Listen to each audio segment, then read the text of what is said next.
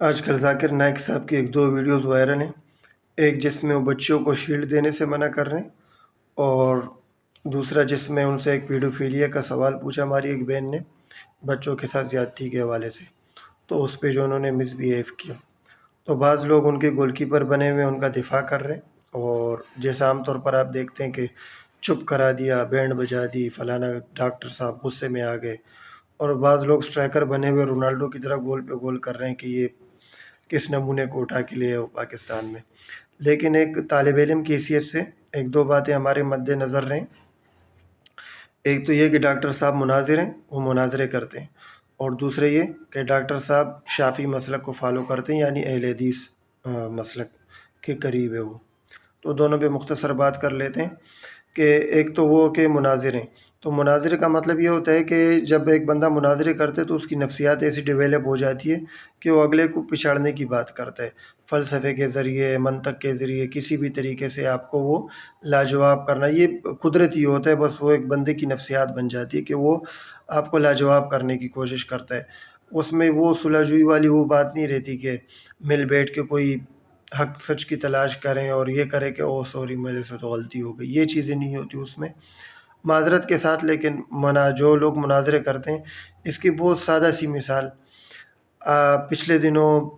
کیسر احمد راجہ کے بارے میں کسی نے ایک میم بنائی تھی،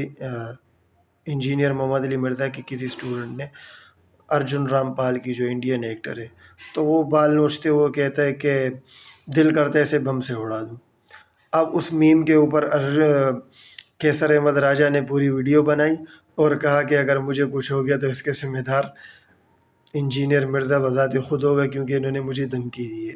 تو مطلب یہ کہ وہ مناظرے کرتے ہیں، ان کا ذہن ہی وہی بن گیا ہے، اگلے کو بیک فٹ پہ ڈالنا۔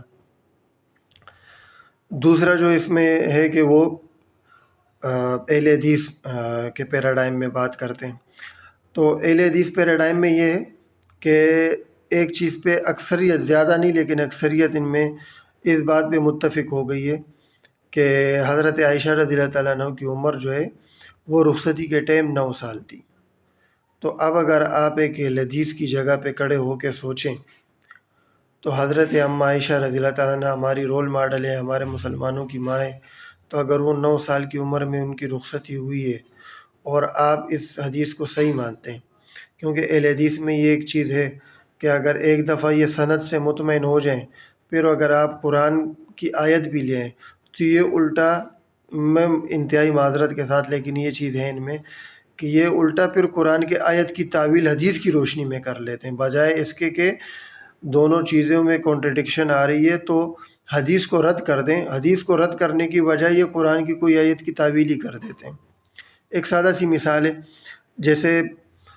قرآن میں اللہ تعالیٰ سورہ آل عمران میں فرماتا ہے کہ حضرت عیسیٰ علیہ السلام کے حوالے سے کہ انی متوفیک، میں تجھے وفات دوں گا، ورافعک الیہ، اور تجھے اٹھا کے لے جاؤں گا، ومطہرک من الذین کفروا، اور ان کافروں سے تجھے پاک کر دوں گا، وجاعل الذین اتبعوک فوق الذین کفروا الی یوم القیامہ،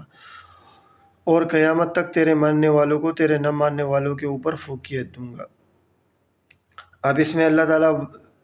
واضح فرما رہے کہ انی متوفیک، میں تجھے وفات دوں گا، لیکن ہمارے علماء اور خصوصاً پھر اہل حدیث علماء وہ کہتے ہیں کہ بھائی اگر یہ وفات کو اگر ہم سچ مان لیں کہ اللہ تعالیٰ نے حضرت عیسیٰ علیہ السلام کو وفات دیے، تو یہ جتنی ڈھیر ساری حدیثیں ان کا ہم کیا کریں گے؟ تو پھر وہ تعویل پیش کرتے ہیں کہ نہیں، وفات کا مطلب تو ہو گیا کہ اللہ نے زندہ اٹھا لیا، 7ویں آسمان پہ اٹھا لیا، مختلف۔ اس پہ کافی ڈبیٹ ہے، کافی مواد موجود ہے، آپ اگر اپنی علمی تسکین کے لیے اس کو دیکھ سکتے ہیں۔ اس ٹائم میرا کسی کو اچھا یا برا کہنا مقصد نہیں ہے۔ تو ان کی ایک تسلی ہو گئی کہ 9 سال کی عمر میں حضرت عائشہ رضی اللہ تعالیٰ عنہ کی رخصتی ہوئی تھی۔ اب جب تسلی ہوگی تو آپ اہل حدیث کی جگہ خود کو رکھ کے دیکھیں تو آپ کیا کریں گے؟ آپ یہی کہیں گے کہ بھائی 9 سال کی عمر میں تو لڑکی بالغ ہو جاتی ہے، تو وہ تو نامحرم ہے میرے لیے، میں اس کے سر پہ کیوں ہاتھ رکھوں اور میں اس کو بیٹی کیوں کہوں، وہ تو نامحرم ہے، وہ تو 9 سال کی عمر میں تو لڑکی بالغ ہو جاتی ہے۔ تو میں یہ ضروری نہیں ہے کہ ڈاکٹر ذاکر نائک یہی سمجھتے ہیں، لیکن آپ کو یہ ذہن میں رکھنا چاہیے کہ اہل حدیث پیراڈائم میں جب یہ چیز انہوں نے مان لی تو پھر یہ بھی ایک آپشن رہ جاتا ہے۔ اور یہ خالی اہل حدیث کا نہیں ہے، مثال اگر ایک سوال آپ اہل تشیع سے پوچھتے ہیں تو ان کا جو زیادہ فوکس پوائنٹ ہوتا ہے وہ کیا ہوتے ہیں؟ وہ اہل بیت ہوتے ہیں۔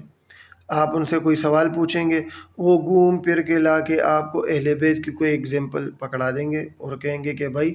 ہمارے لیے جو رول ماڈل ہے وہ اہل بیت ہیں۔ آپ کو جو ہے نا ان کے مناقب سنائیں گے، وہ کہ اہل بیت کی یہ مناقب ہے، حضرت علی کے بارے میں، بی بی فاطمہ سلام اللہ علیہ کے بارے میں حضور صلی اللہ علیہ وسلم نے یہ فرمایا، یہ چیزیں وہ آپ کو سنا دیں گے اور آپ کو کہیں گے کہ جی یہ لو آپ کا مسئلہ حل ہو گیا ہے۔ اگر آپ کسی بریلوی عالم دین کے پاس جا کے مسئلہ پوچھتے ہیں تو وہ آپ کو کیا جواب دے گا؟ وہ آپ کو جنید بغدادی کا کوئی واقعہ سنا دے گا، شاہ عبد القادر جیلانی کا کوئی واقعہ سنائے گا، کوئی تصوف کا واقعہ سنائے گا اور آپ کو یہ کہ جی یہ لو آپ کا مسئلہ حل ہو گیا، کیونکہ وہ تصوف کے پیراڈائم میں کھڑا ہوا ہے، تو وہ آپ کو اسی مکتب فکر سے بات کرے گا آپ کے ساتھ۔ تو یہ چیزیں ہمارے مد نظر رہنی چاہیے۔ یہ نہیں ہے کہ سوال انہوں نے غلط پوچھا تھا یا غلط بندے سے پوچھ لیا تھا، سوال تو آپ سخت سے سخت سوال پوچھے ادب کے دائرے میں رہتے ہوئے، اس سے بندہ اگر غلط بات کرے گا تو وہ ایکسپوز ہو جائے گا، لیکن آپ کو یہ پتہ ہونا چاہیے تاکہ بعد میں آپ کو تکلیف نہ ہو، کیونکہ اگر آپ کو الٹا سیدھا جواب مل جائے تو آپ سر کو جاتے ہوئے نہ ہے کہ یار میں تو اس کو اتنا اچھا آدمی سمجھتا تھا اور اس نے تو مجھے اتنا کڑوا جواب دے دیا، میری تو بےزتی کر دی اس نے۔ تو یہ ہے کہ آپ کو پتہ ہونا چاہیے کہ رسپانس کس طریقے کا آئے گا۔ تو یہ علم کا سفر ہے، جاری رہتا ہے، لوگ ایکسپوز ہوتے رہیں گے، کچھ اچھا کریں گے، کچھ برا کریں گے، کچھ لوگ تعریف کریں گے، کچھ برا کہیں گے، لیکن یہ کہ ہم اس سے سیکھتے رہیں گے بھائی، عزیز طالب علم۔ شکریہ۔